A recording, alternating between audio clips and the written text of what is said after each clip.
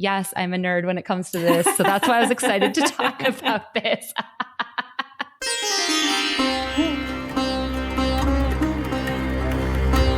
You're listening to the Zero to Travel podcast, where we explore exciting travel-based work, lifestyle, and business opportunities, helping you to achieve your wildest travel dreams. Welcome to Remote Roundup, where you'll get a curated list of the latest and greatest from the world of remote work and long-term travel, including insanely helpful tools and resources, need-to-know trends, destinations worth spending time in, and plenty of insight into what it really means to live and work around the world. And we do it all with a dose of humor, or at least we try. I'm Janessa, Partnerships Manager for Zero to Travel, a slow traveler working remotely who took an adult gap year 7 years ago and never returned to a conventional life. And fun fact, I've been skydiving 3 times, but I refuse to bungee jump. I would happily jump out of a plane again, but bungee is where I draw the line. I've never done either, but I definitely feel like I have more of a fear of bungee jumping than skydiving. So, yeah, I agree with you on that one. So you're going to jump out of a plane? I'll put it on my bucket list for maybe next year. And I'm Caitlin, Associate Producer of the Zero to Travel podcast and a digital nomad for the last year and a half who loves to help people do life differently. And fun fact for me is I just got back from 2 weeks in Mexico, traveling for the first time with personal item only, no carry-on, 2 weeks in a backpack, and I would never recommend it. I would never do it ever again. And I was that person. I flew on Spirit, and I was that person who had to layer up all of her clothes in order to get her bag to fit in the little sizer thing. So I didn't have to pay the extra $100. So I don't recommend that. Oh, no. You were like the Joey from Friends meme where he's wearing all of the clothes. Oh, God. Yes. Yes. And it looked like I gained like 50 pounds. So that definitely checks out. Anyway, coming your way this month on Remote Roundup, we're going to share what we've been up to these last couple of months. Janessa's going to share some budgeting tips for travel that I know I probably need to listen to really badly. I'm going to share a hot take on the realities of solo travel. And I'm also going to share the one mistake that I keep on repeating during my travels so you don't have to. And by the way, before we dive in, a quick reminder that you can get our free value-packed community-driven newsletter over at zerototravel.com/newsletter. All right. So you might have noticed that we have been away for, I think like 2 months now. You haven't heard an episode of Remote Roundup, but don't worry. We're still here and we're going to continue to make episodes for everyone here in the community.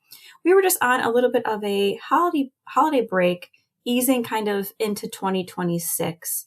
We have been working on getting our host collective episodes up and running. If you haven't listened to those yet, make sure you have. We're going to be sharing a few of those every month for you. And then we're going to keep recording these Remote Roundup episodes for you every other month. So you're going to hear from us now in March, and you'll hear from us again in May.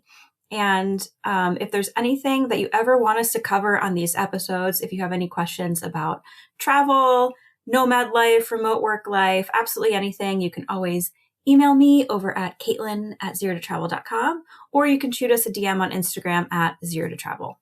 All right. So, like I said, you haven't heard from us in the last couple of months. I know Janessa and I have both been out and about. So, Janessa, I think you might be back at one of your favorite places on earth. Do you want to tell us where that is and what you've been up to?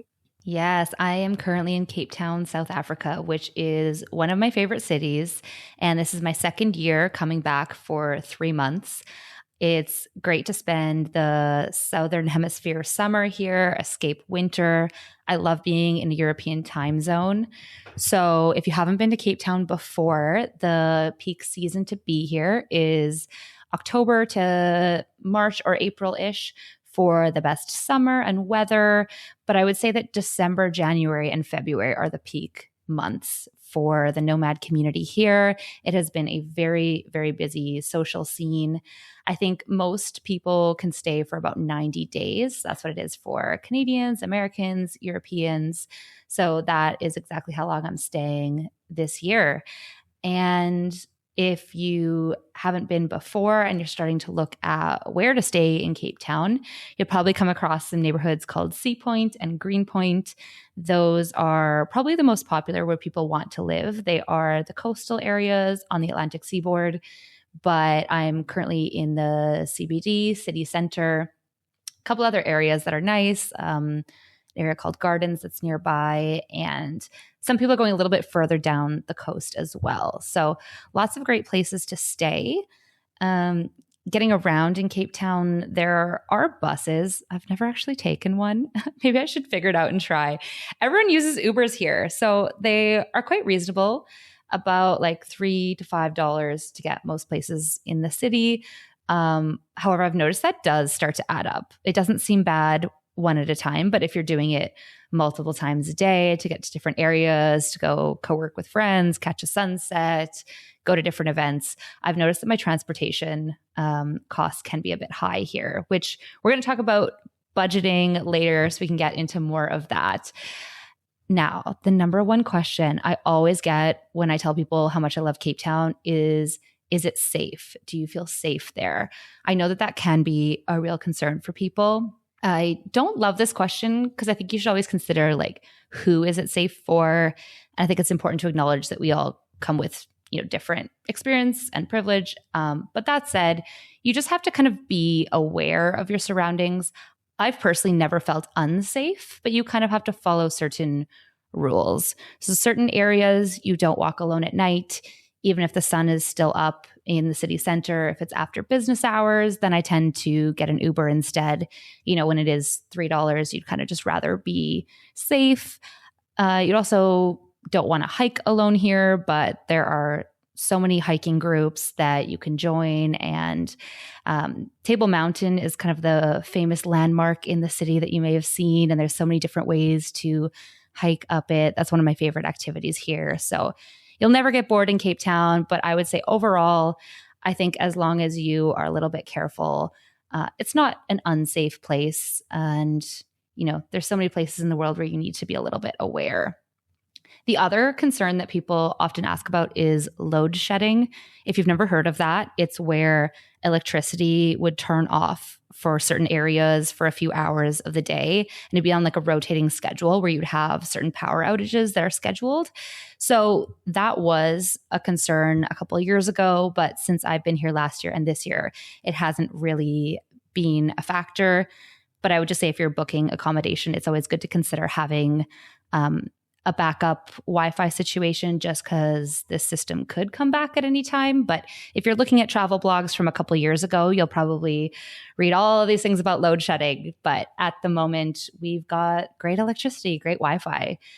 That said, I'm working from home at the moment, but there's lots of great co-working spaces here and laptop-friendly cafes, and you can connect with lots of other people who are doing the same thing for all of the different special interest groups. Like I said, the hiking, you can go dancing and partying if you want, and lots of networking events, things like that. And accommodation is the other tricky thing here. There are several co-working, co-living spaces. I've heard great things about all of them, but they are fairly expensive and booked up quite a few months in advance. So if you're going to come to Cape Town this season or next season, plan your accommodation as early as you can, because Airbnbs can also be quite expensive. I would say, unfortunately, probably don't come here or plan to come here unless you have a budget at least $1,200 a month booking on Airbnb. And I'm paying a little bit less than that now, but talking to friends, I've seen the majority of people are paying about $1,600 to $3,000 US, which is quite high compared to a lot of destinations, right? Like we typically spend quite a bit less than that in most places we hang out, such as, Mexico, Bulgaria, etc. So I think it's also just important to be mindful, though, that like the locals are also getting priced out of the area. I know this can be a concern in a lot of cities around the world at the moment. So I think it's important to take time to kind of learn about the complex history here in South Africa, notice the inequalities that still exist here and try to get out of the nomad bubble a little bit and talk to locals. But aside from the accommodation costs, otherwise it's relatively reasonable still here. Not overly cheap. I'd say it's less than the US and Canada, maybe more similar to some parts of Europe, like in terms of groceries and eating out and activities. And there are so many amazing side trips you can do from here as well. They're not necessarily cheap either. Flights within the continent of Africa are surprisingly expensive, actually. I'm about to go on a trip, actually. I'll be able to talk about this next time, maybe to Victoria Falls. And I'm going to go to Zambia and Zimbabwe and Botswana and Eswatini. So there's so many cool places to go. You can go safari in Kruger National Park. I'm going to do that as well. So I wish I had even more time to explore South Africa and the surrounding countries, but I will very likely be back because I love it so much here in Cape Town. Sorry, I could go on and on about how much I love this city, but I know every time I feel like you and I talk, Cape Town always comes up in our conversations somehow.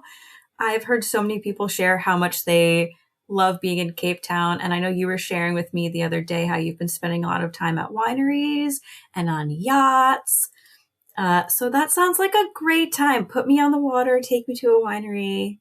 Let's go on a safari. Yes. It's just the landscapes are beautiful. Yeah, you have the animals, you have the winelands, you've got the coast and the ocean right there, and the mountain, of course. It's one of the most beautiful cities I've ever spent time in. But enough about Cape Town. Tell me where you've been up to. You just got back from Mexico. I did. So right now I am back home with my family in Virginia, USA.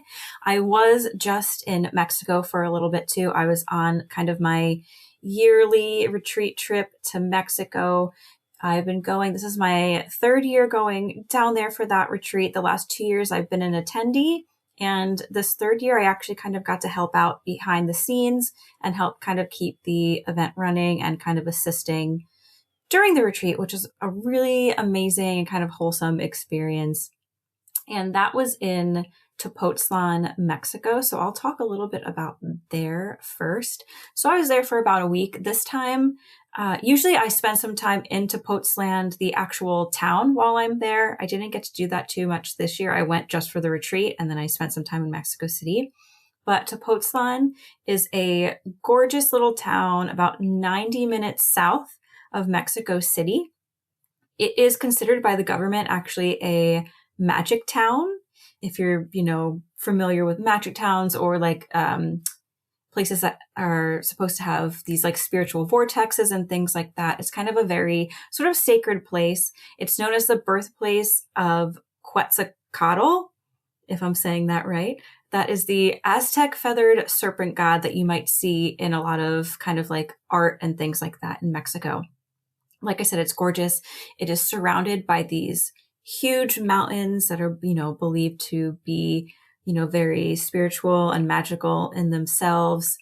There is a huge market on the weekend, which is awesome. It's cheaper than Mexico City, I would say. They have a great hike up to the Tepozteco pyramids. It's a bit hard. I thought it was a bit hard. I did it last year. I feel like there's stairs kind of the whole time, but you were going up. Like you were going up the whole entire time. But the view is gorgeous. It's a great hike. One thing that I like about it is you feel a little more local there. So it is a big tourist spot, but it's more of a tourist spot for locals and for people who are kind of from around the area, from South America. So it's not really very much on the radar, for U.S. travelers, other Western travelers, everyone around the world. So you kind of feel a little more like you're getting a little more into the culture there, which I think is awesome.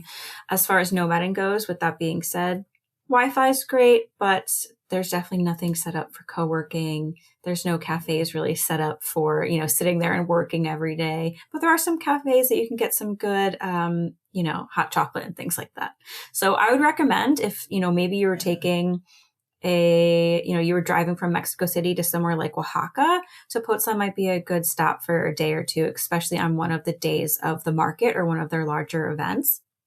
But Yeah, I love Tepoztlan. I could talk about my experience there forever. But like I said, this year I did spend some more time in Mexico City afterwards. I spent like, I don't know, 4 or 5 days after retreat in Mexico City.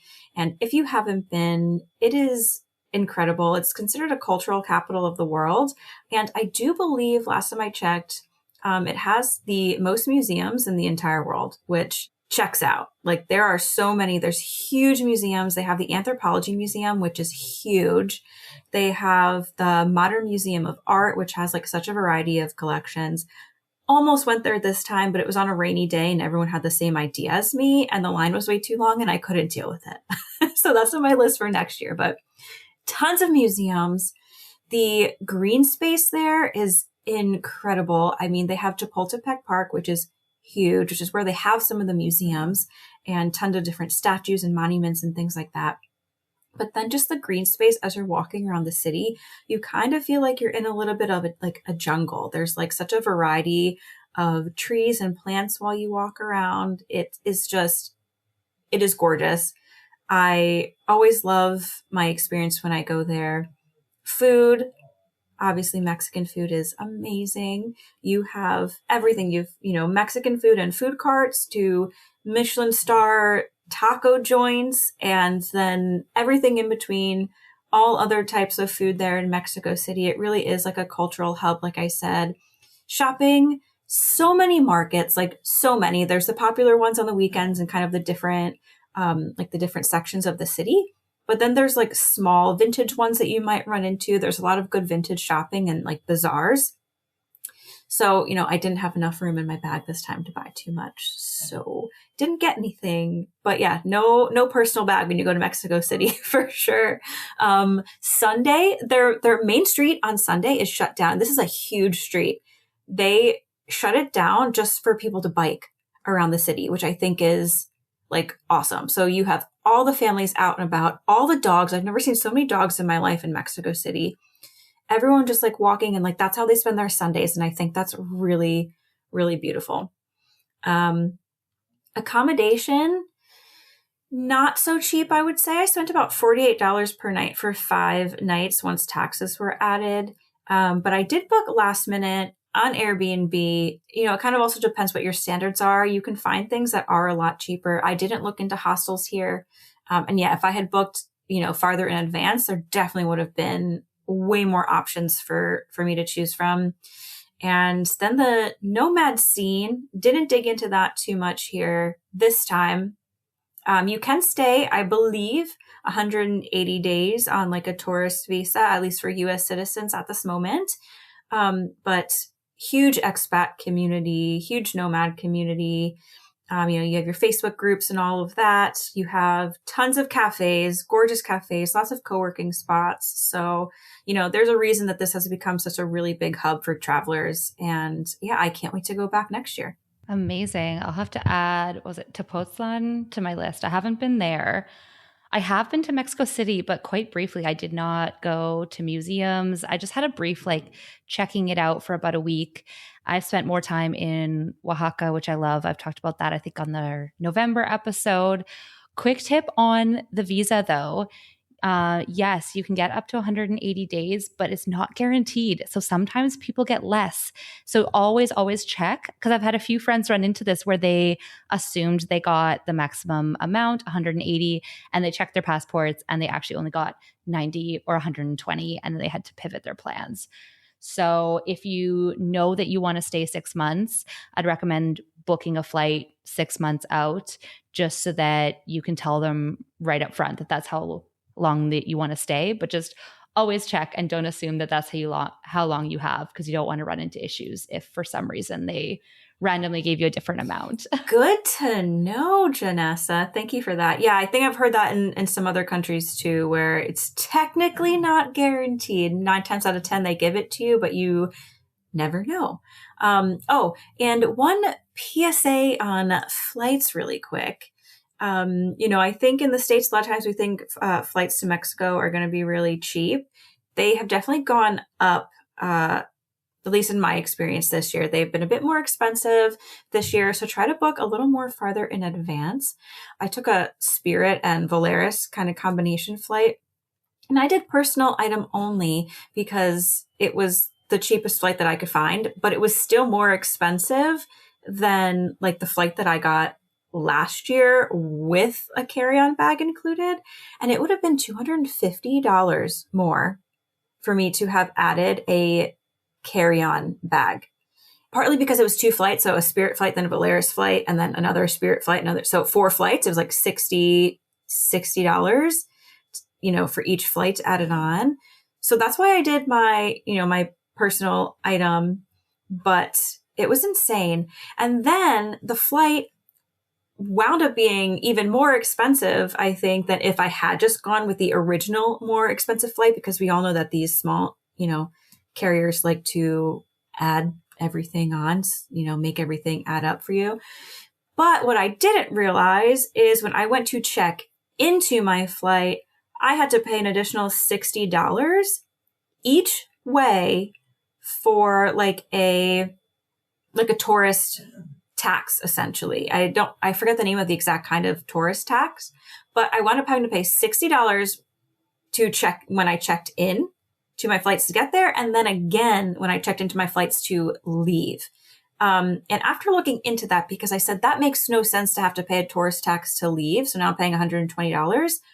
Because of the way that I booked my tickets, which I did it on Kiwi, which is a good travel hack is to look at Kiwi for your flights, because they do some combinations that other websites don't. I found my cheapest flights on Kiwi, but because of the way that it booked on there, I'm guessing separate flights and not kind of together.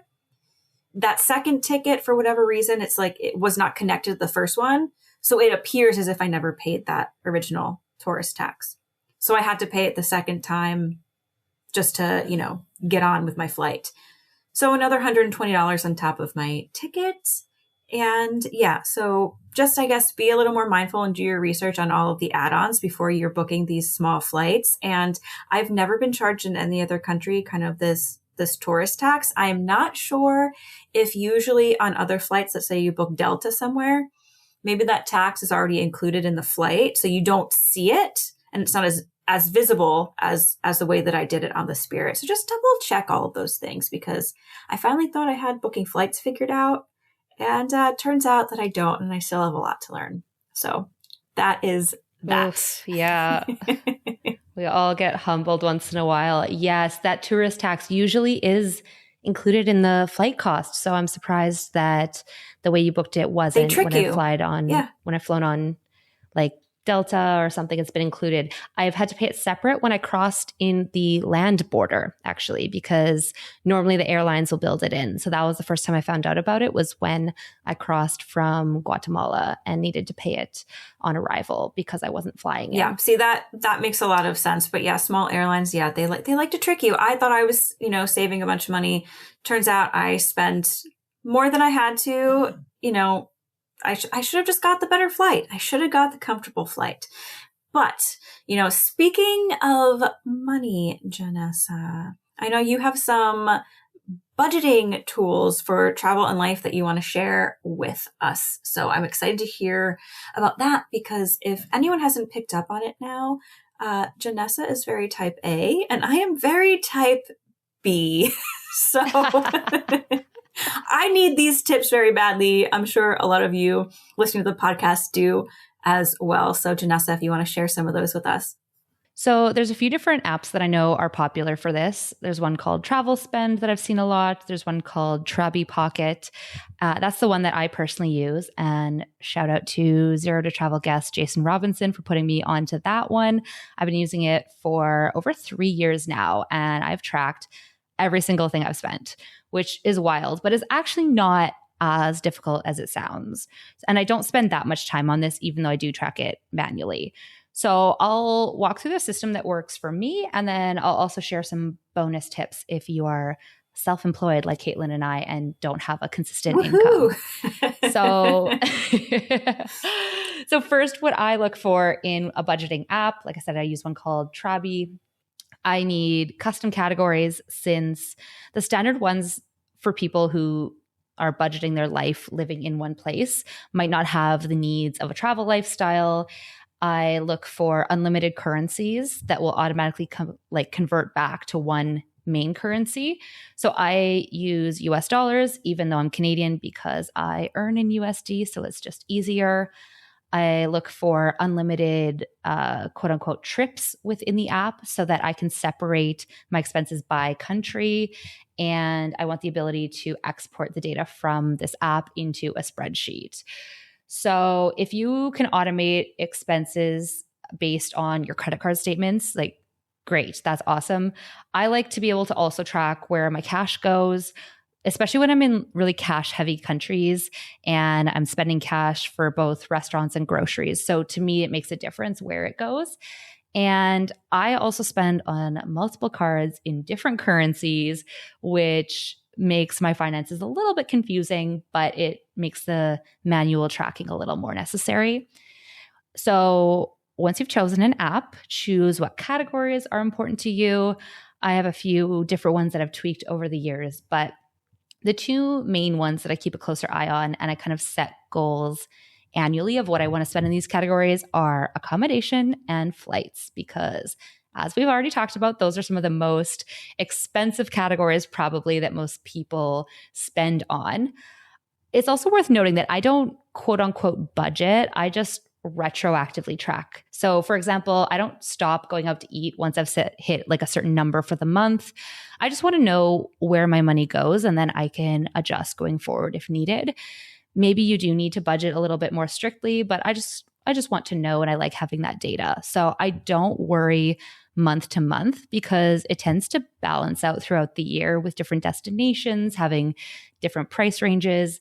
But, for example, if I spent more time in Cape Town and went way over my accommodation budget, then maybe it's time to go back to Bansko for a little while, And so that's kind of how I manage that. And I look at my accommodation costs on an annual basis instead of monthly. So I know it's different for long-term travelers like us versus if you're just going for 1 month of remote work somewhere, or if you're tying it into a holiday. I know that some people prefer to kind of sort their money into buckets ahead of time for different categories if they have a banking app that allows you to move it around and track it like that. I don't, because as I said, my system's a little confusing with the different countries and currencies. So I think based on how I spend, it's fine to not do that. But, as I say, personal finance is personal. So you do you. So after I'm done tracking in the app, then each month I export the data to a spreadsheet where I've got my formulas set up that it auto sorts it and calculates the totals for each of the categories that I've set. Yes, I'm a nerd when it comes to this. So that's why I was excited to talk about this. Can you, maybe you should start like sharing that spreadsheet and charging like $5 for everyone who uses it. True. I see so many budgeting templates these days, but I haven't seen any for full-time travel lifestyle. So maybe that's onto Side something. income. So I've got my formula set up, and then I copy and paste those totals into my master spreadsheet that's been going for, like I said, 3 years now. And then I also keep track of other things like my income, my taxes, the total across all of my bank accounts. And it has a lot of different tabs, as does my brain. But I like seeing it in different views. It just works for me. It works for my brain. So yeah, that's kind of how I track things on a regular basis. So if I'm in a more cash heavy place, I'll maybe track things daily or as I spend them just so I don't forget. Whereas if I know a lot of it's on credit card, at the moment in Cape Town, I'm not spending a lot of cash. I'm mostly tapping my card everywhere. I've gotten a little lazy, and maybe like once every couple of weeks, I'll update everything and put it into my app and then into my spreadsheet. So yeah, that's kind of the way I do this on a monthly basis. And then I'll move into some tips if you're self-employed. So make sure you set aside a percentage of your income for taxes every month. Ooh, guilty of not doing that. Right? I hear so many people that get stressed out when tax season comes around. I know that's coming up this year, myself included. In year one, I was not prepared and it felt like a big hit. So now part of this system and process is I choose a percentage that seems to work. I put it into a high yield savings account each month so that it can continue to make money for me until it's time to give it to the government.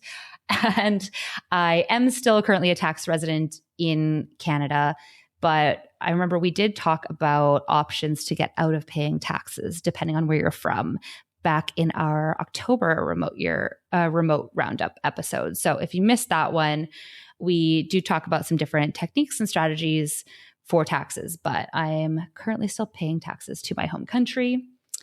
And my second tip is I've also started putting aside my own PTO.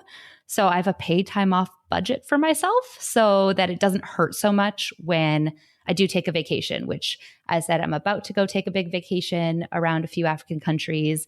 Because if you travel full time, you know this lifestyle is not a vacation. And then it can be stressful to actually take time off, right? So you're not only spending more, you're also not earning any money because if you don't have an employer paying you for time off. So this way, I've designated some money during my quote unquote normal weeks or months and that I can access when I'm not working. And it kind of takes some of the pressure off. Okay. I have two questions for you on that. Yes. So do you also then have like a regular savings account as well that you're putting money into? I probably should have more of my designated savings. I have investments elsewhere. But in terms of like an emergency fund or saving for like a bucket list trip, it's kind of all just in my checking account at the moment. That is one of my goals for this year, to make that a little bit more separate and clear of designating savings for certain things. Okay, cool. And then how do you decide how much you're putting away for your PTO? Is that like, do you kind of look at what you're making each month and setting aside a certain percentage of that? Or how do you kind of come up with that? Oh yeah, good question. So I kind of decided how much time I take off in a year. Like I said, like this life's not a vacation. So I typically take like a couple times, like a week here and there, some time at Christmas, and then some little long weekends. So I kind of did it on assuming about 4 weeks of vacation, which maybe if people have employers in the US, that seems like a lot. For Europe, that's the bare minimum of vacation time. So that's what I'm starting with. So that would assume that I'm working 48 weeks of the year. And so then I calculated, if I'm not working for 4 of those, how much of every normal week I would be putting aside to cover those 4 weeks that I'm not working. Okay. I love that you do that. I think that's like I've never heard someone like saying like that they put aside money for their PTO. But that makes sense. That's one thing that I miss about not being employed. This year. Yeah. One thing I miss about not being employed is getting paid to not work. Like that's nice. I got to clock out when I use the bathroom now, I mean, not necessarily, but depending on how strict you are. But when you work by yourself, like you're taking a 10-minute break, that's not a clocked in 10-minute break. So that's interesting. And then, exactly. Okay. A couple more questions. I know you want to share some real numbers with us real quick. But before we do that, I don't think you touched on this, but what is like the key difference between travel spend and Travi Pocket? Like how would I decide? You said you use both of them. So is it kind of for totally different things? I think they're quite similar. Both have free versions. So you can log into them, make an account, check it out and see which features are included in the free version, versus which ones you may need in the paid version. I have tried both as well. And at the time I realized for what I wanted to use it for, I was going to need to pay for one. And back in the day, Travi had a lifetime, like you could just buy the app and you would have the features for lifetime instead of being a recurring subscription. So that was really appealing to me. That has changed since then. I was luckily grandfathered into that pricing model. So take a look at what the current prices are. Like I said, you could try both for free and then see which features you really feel like you're missing. So it might be the custom categories, it might be the currencies, it might be like saving all of your old trips versus having to start again, or to be able to keep all of your old trips and just add new ones, and how it exports and fits into your system. So I'd say try both and see. Yeah, because it's been a couple of years since I've tried travel spend. So I'm not an expert on that one anymore. Okay, great. That's super helpful. I need to check out that second one for sure, because I need to get better at this, Janessa. We'll work on it together. Thank you. Thank you. I appreciate it. All right. So let's hear some of those real numbers. All right. I love when people share what they spend. I'm just so nosy. So I think my algorithm on Instagram knows this, and it's always showing me what people have spent. So let's get real about it. So here's just a really kind of crazy, I can't even believe it. But when I first started tracking would have been over 3 years ago. So from January of 2023 until the following fall of 2024. So that was 20 months, was kind of at the beginning-ish of my full-time travel when I started tracking. I was so on a budget, especially with the accommodation.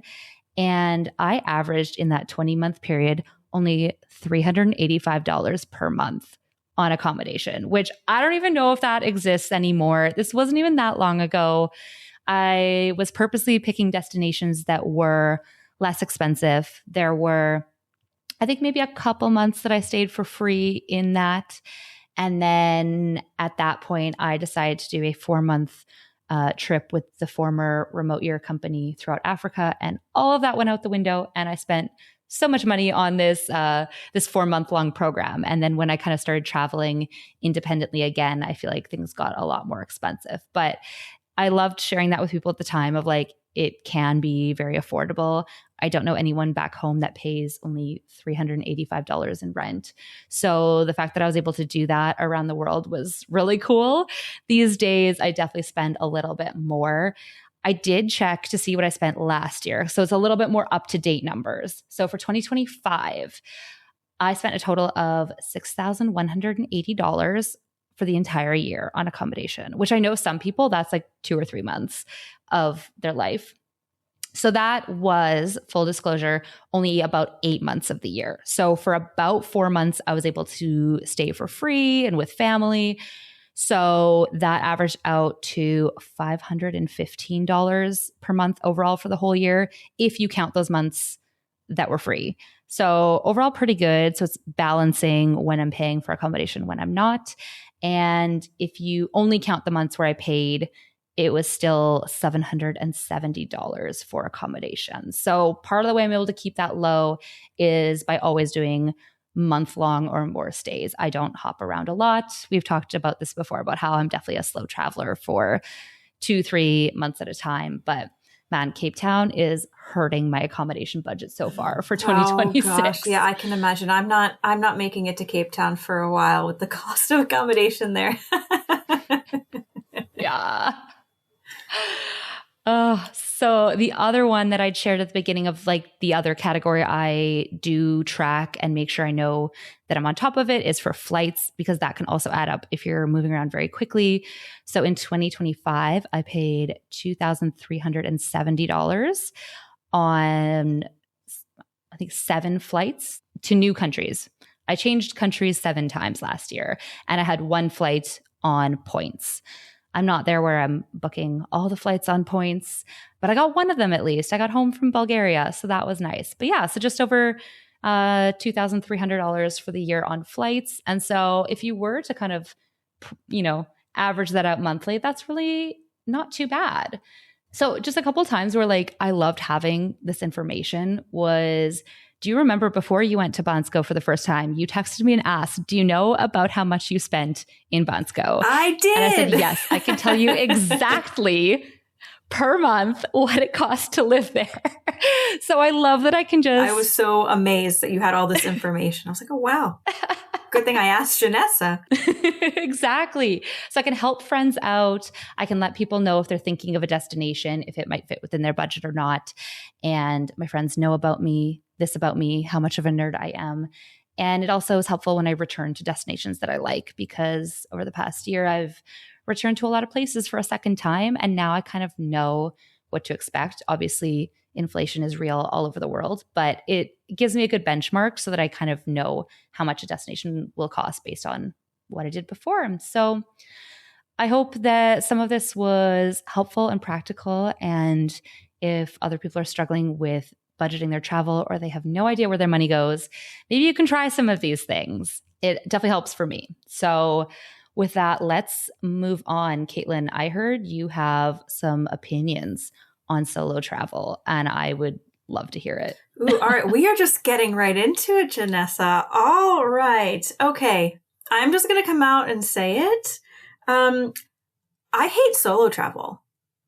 I hate it. I'm going to go on a little bit of a rant here, Janessa. I think maybe we'll see what happens.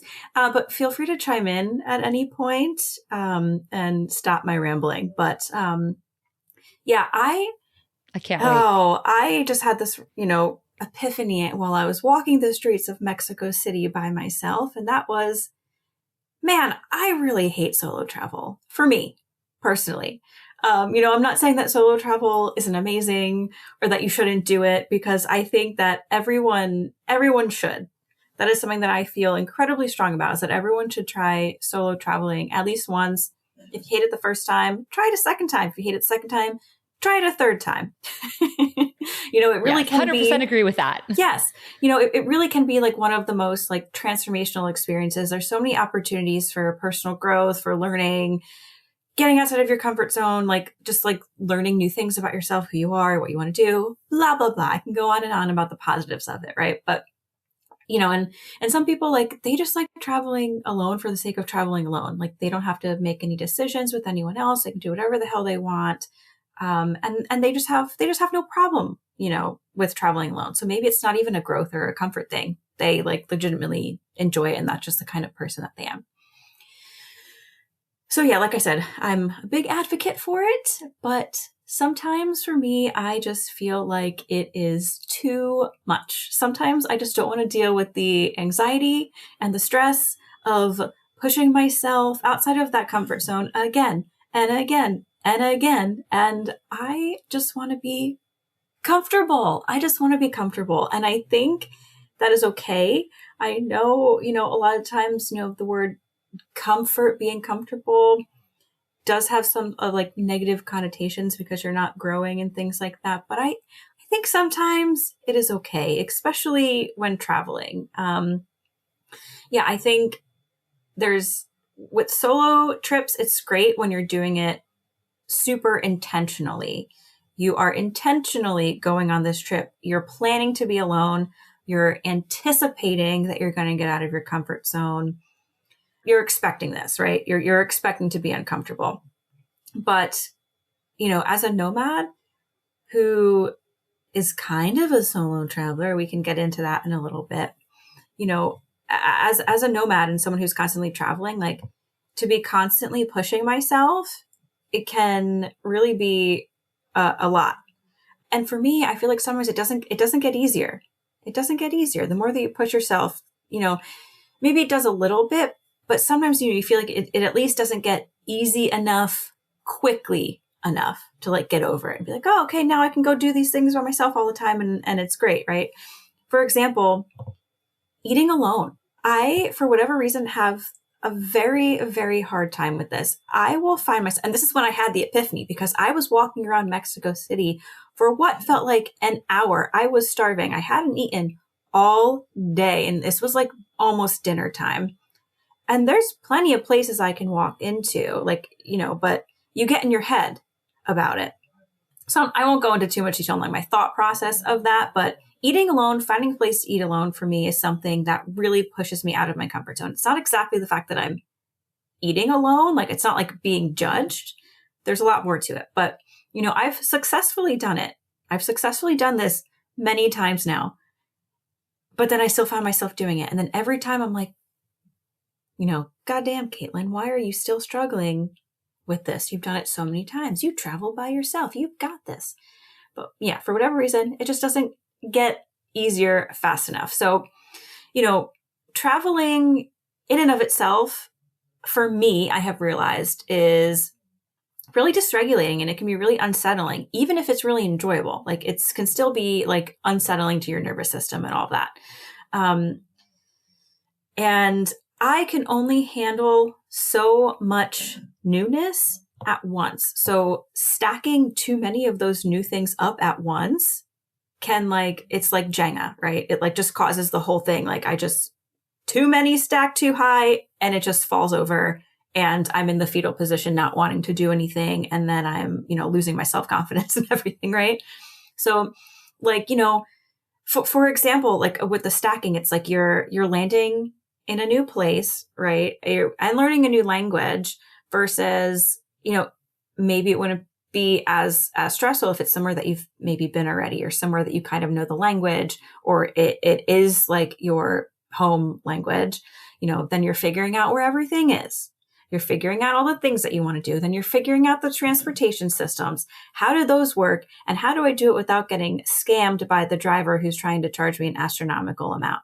And then you're navigating social interactions and figuring out if you want to go to events and meeting new nomads or interacting with the locals. And, everyone has their things that are a challenge for them when they are traveling, or things that give them an opportunity to kind of like grow.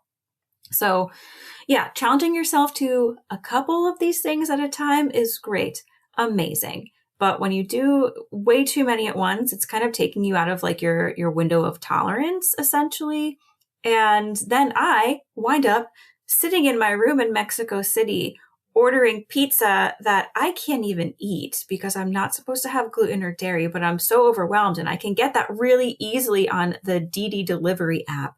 So now I'm just going to sit there and eat that because I'm just like overwhelmed, and now I'm not actually enjoying my time in the city. So I think sometimes it is okay to be comfortable, and sometimes you can wind up enjoying, you don't have to be solo traveling to feel like you're accomplishing this big thing. You can grow whether you're traveling with the group, whether you're staying at a co-living, traveling with your friend, your mom, whoever. You can still have these same experiences, but maybe more at a rate that is like more comfortable for you. And you can kind of select a little bit easier, like kind of how much you want to push yourself that day, or just having someone next to you. Maybe you're still doing a million things that take you outside of your comfort zone, but just having someone next to you when you're doing it, or knowing that you're going to get dinner with someone else later. It just allows you to, I think, feel a little more settled.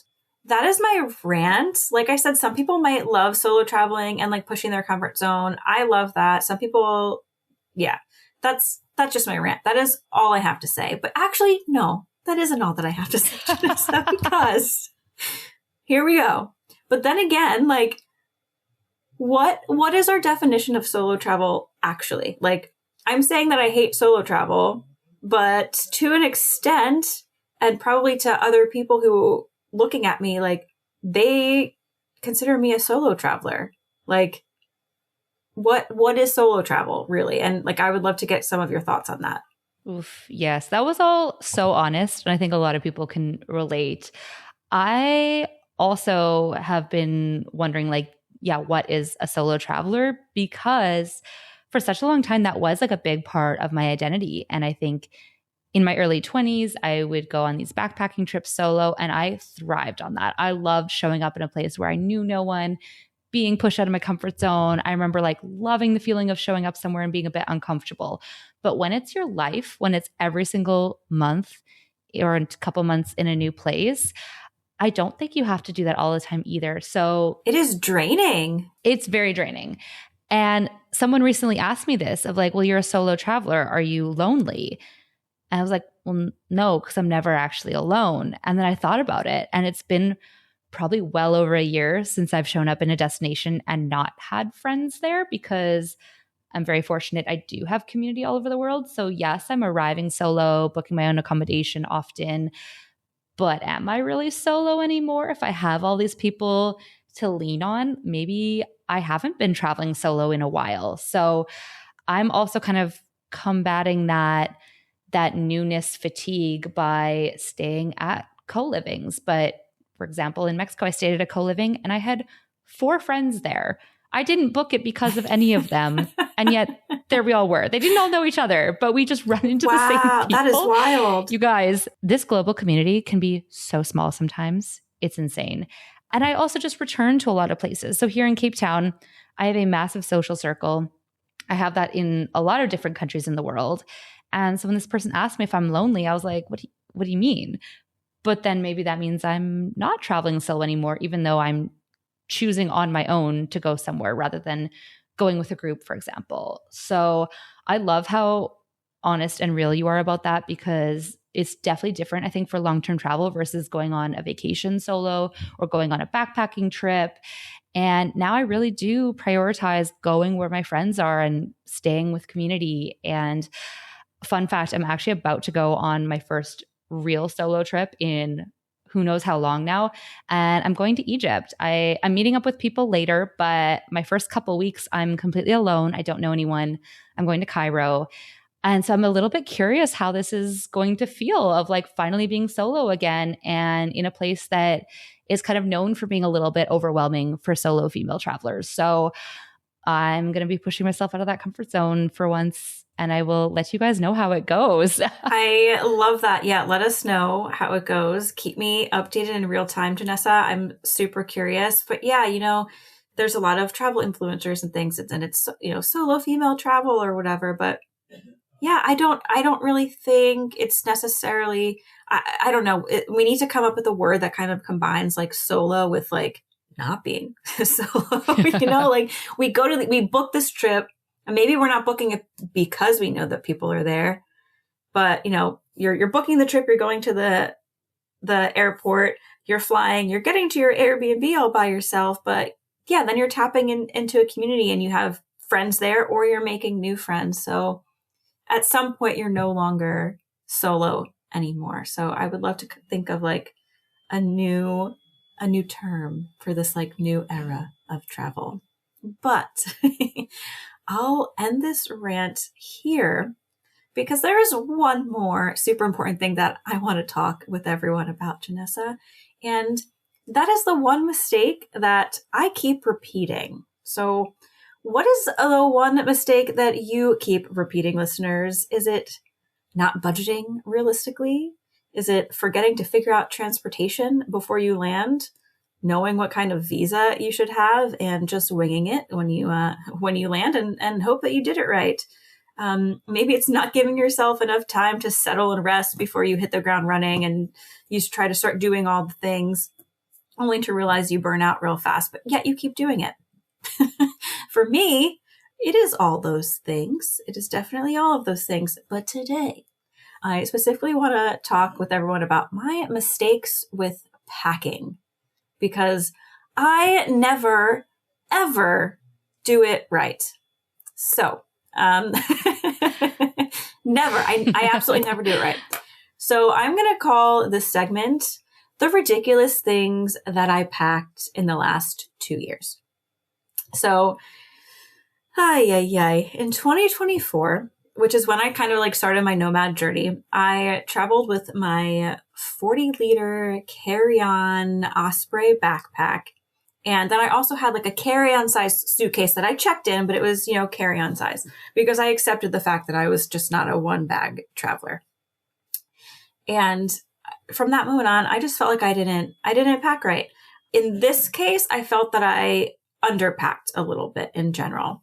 So for 2025, I actually decided to get a bigger suitcase, like your regular checked-in size, like not the super huge one, but like your standard one. So I had that and then my 40-liter bag again.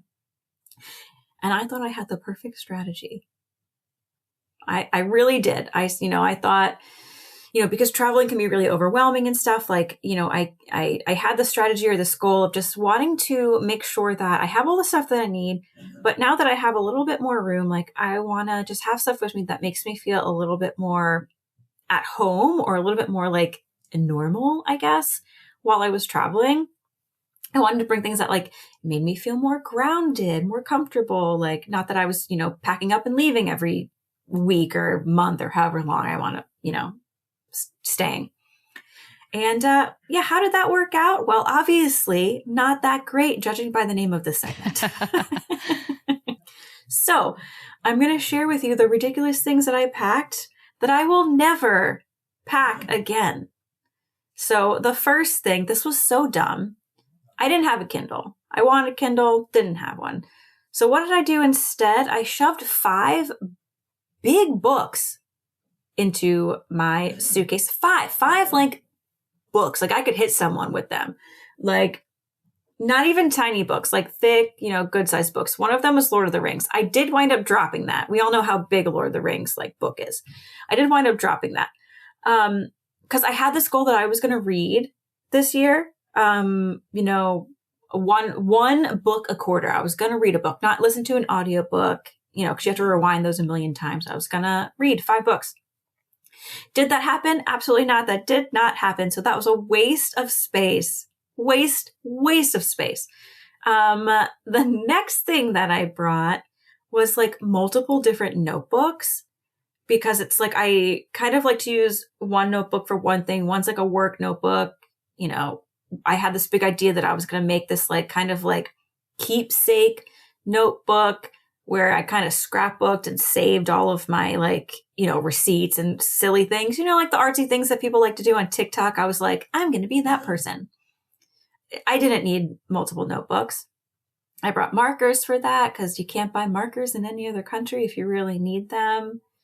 I brought a hat, which, you know, is normal to everyone. It's not normal to me because I have never worn a hat in my life. Every time I put one on, I feel like I look like my brother and I hate it. So, you know, but for whatever reason, I thought I was going to be a hat girl this year. Do you see a pattern here, everyone?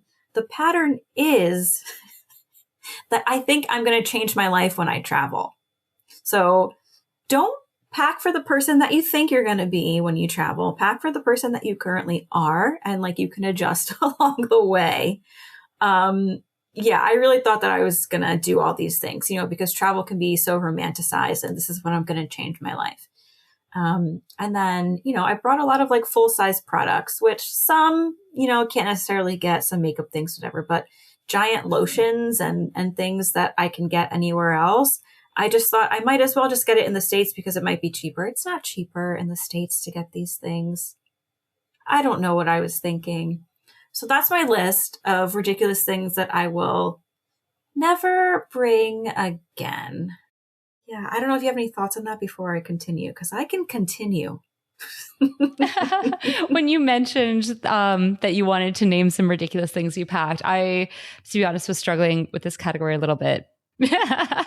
Again, type A traveler over here. We are not the same. I do not bring books. I do not bring markers. I am also not a hat person. I have very curly hair. It doesn't work for me. I do have one hat with me for, I don't know, in case I need it, but I probably should wear it more often than I do. But okay, I'm more curious to hear what you packed that is ridiculous that you will continue to pack. Okay, so the couple things that I will bring with me again that were like still a little ridiculous. There was one book that I will, you know, I'm glad that I travel with. It was a book that you read like one little passage daily. So that was really nice. I loved having it. That book meant a lot to me. Cool. A power strip, like a thing with like multiple outlets on it. I wound up not really using it. It had like a surge protector. No, I did use it a couple times. So it is good to have in case you don't have multiple outlets. But when you get one with the surge protector, like, you know, sometimes like if you plug your laptop in, it might like short out or whatever. So that kind of helps, I guess. That's what my friend told me. That's why I bought one. I was told I needed to have it. Another ridiculous thing that I will continue to travel with is my Palo Santo, and kind of like my little keepsakes that I like to have. It's like kind of just like a little, I guess like a little altar kind of thing, just like things that are important to me, things that remind me of people who love me. I like to keep that with me. I had it all just kind of wrapped in random things in my bag because I thought I was going to find a nice box while I traveled to keep it in. So that didn't happen. So maybe I'll just keep all that in a little box this time. Small contained box that doesn't ever get any bigger than the original one that I bought. Like keep it small, like the size of my hand. I also, for whatever reason, I kind of have like this bag that I consider my junk drawer of my suitcase. So I have like a little knee wrap in there in case, you know, my knee gives out because sometimes when I hike, my knee gives out.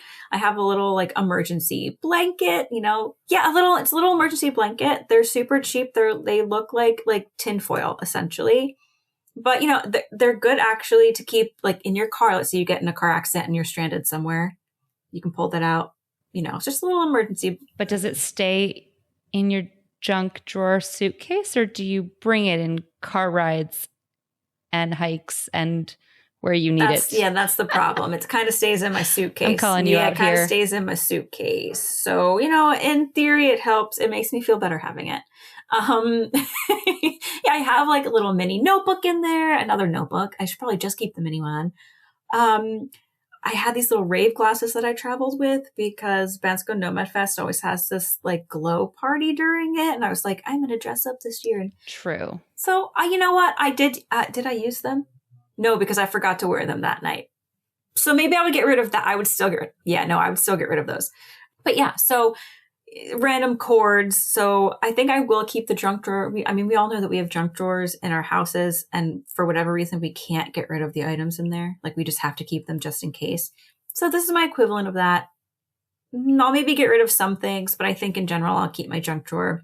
And then the last thing that I travel with, which is like super random, but it's great for me to have. This is for the ladies. Typically, I have I don't know if you've seen this on TikTok. It's this like laser hair removal device. No, I haven't seen this. My algorithm hasn't targeted me for that yet. Maybe now it will. Now that we're recording it, here's you saying it. But that has been great. It's not too big, but yeah, I travel with that. That's probably like the most random thing I have in there. And I will continue to travel with that. And that's my list as of this moment, at least. Okay. So some things that it's probably time not too bad. to clear out, but some things that make sense. Like you do need some comfort items, some just in case items. I get it. I don't pack too many ridiculous things. Depends what your definition of that is. I do travel with a coffee maker. I bring an AeroPress everywhere with me, but I use it. Yes, but I use it every single day. I love my AeroPress. I travel with a silk pillowcase. It's very, very small. It rolls up tiny. It makes every bed feel a little bit more like home. I do travel with a travel size yoga mat. Ooh, I have one of those too. Yeah, but I didn't consider that ridiculous. I go through seasons of using it, and I go through seasons of hauling it to multiple countries and never unrolling it. So I think overall net positive, but there are some times where it starts to feel ridiculous of like if I'm just going to a gym instead, or I don't have the space to roll it out wherever I'm living. So that one kind of, my use of it is intermittent, but I'll keep traveling with it. At the moment, so I just had to move apartments yesterday. So within Cape Town, I just took an Uber. I had so much stuff. I don't even know how, but I had all this like kitchen stuff. So I had a giant tub of protein powder. I had my like laundry pods. I had other food items, but that's within the same city. Those would not come to another country with me. They would never come on a plane with me. But there I am struggling to get in and out of my Uber with just my like grocery bags on grocery bags of stuff. But I had been living in the same place for almost 2 months. So you do accumulate a lot of stuff. At the moment, I'm also like carrying around clothing for a climate that I am not in. Because every time I leave home, I don't know if it's going to be for 6 months or 8 months or 12 months. Sometimes I do go 12 months at a time. And so I need stuff for every climate. I have done Mexican beaches and European Christmas markets in the same backpack. So I'm carrying around my Blundstone boots. I've got a pair of jeans. I've got this like oversized denim jacket that I have to wear / carry on every airplane day because it's so large, but I just love it so much. I got it from a flea market years ago as my favorite clothing item, but for months at a time, I don't need it. It feels unnecessary. But then as soon as I do get back to a climate where I need it, then I'm grateful that I have it. So glad that you have it. Yeah, exactly. I think my guilty trait is that every time I go back to my mom's house, I unpack into this drawer. It's my travel drawer. And then I repack. And a lot of the stuff from that drawer never leaves the drawer. So then it doesn't get repacked. Little bits of like toiletries left over where it's like, oh, it's a half-used mini shampoo or whatever. And so it just stays in the drawer and then I never repack it. Or I probably have like 8 European plug adapters in there and I only bring 2 with me.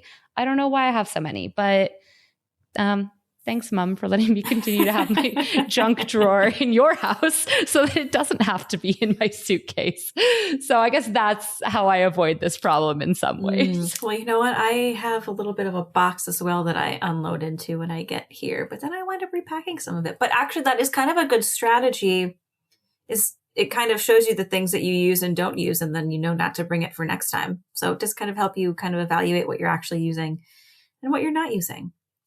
But I guess to end this segment, I do have a little bit of a challenge for you listeners if you are in the process of packing.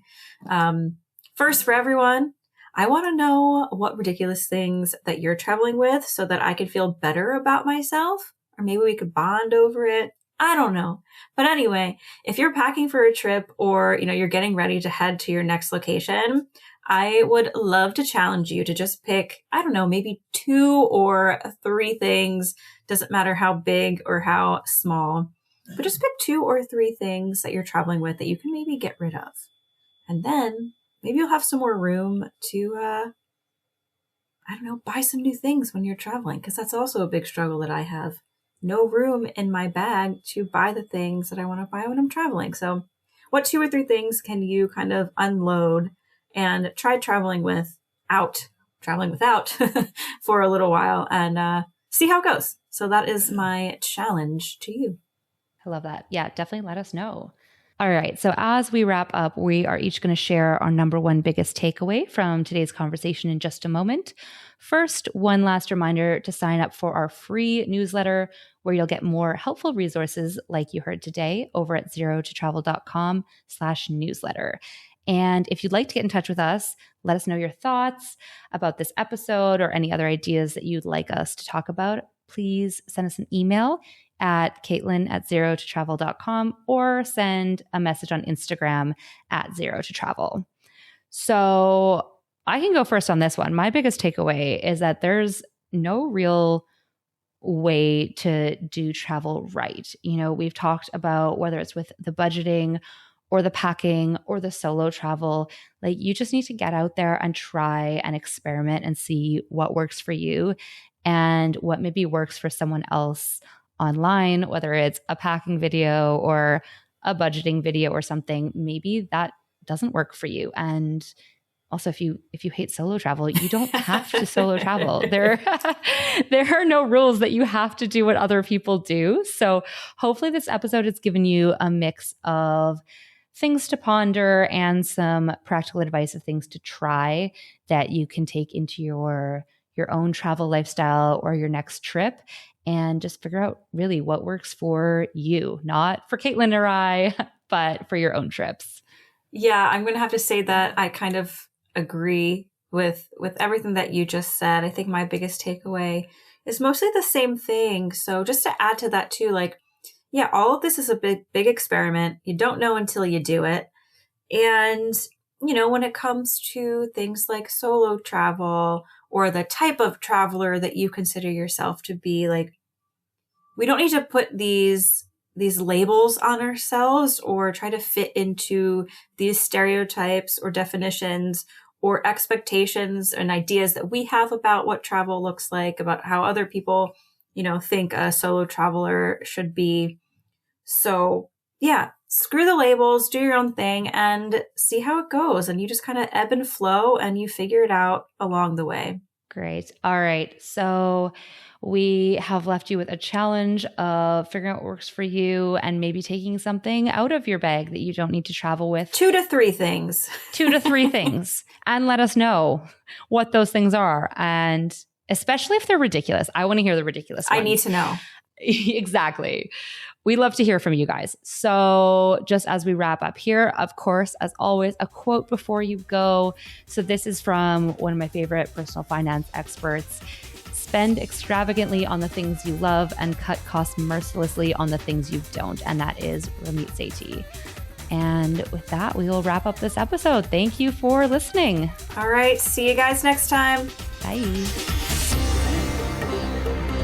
This podcast has been brought to you by zerototravel.com. Ideas and advice to make your travel dreams a reality.